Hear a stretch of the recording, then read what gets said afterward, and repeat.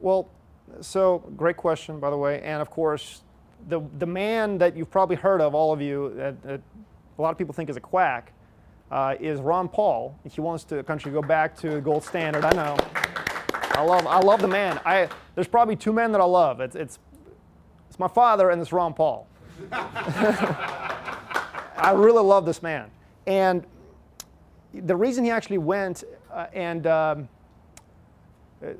ran for Congress, he ran for Congress in 1971. It's not a coincidence. He ran for Congress in 1971 because of Nixon closed the gold window. And he was watching the news, and he was a doctor, of course, and nobody cares. And he said, people are just sleepwalking through life. Nobody understands how important this is. So he saw 40, 50 years down the road what was going to happen.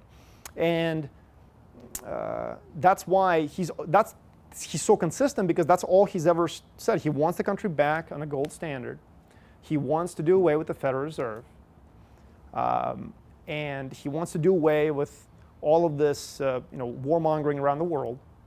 But really, how is it all financed? It's all financed by this printing of money. And that's why gold is doing so well, because there's less and less of it.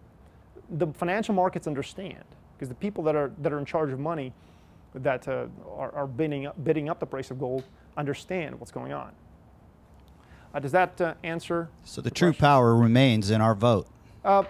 Exactly, yeah. I would say the problem with the Constitution is it gives power to tax and the power to judge, which are really the two core powers, to the government.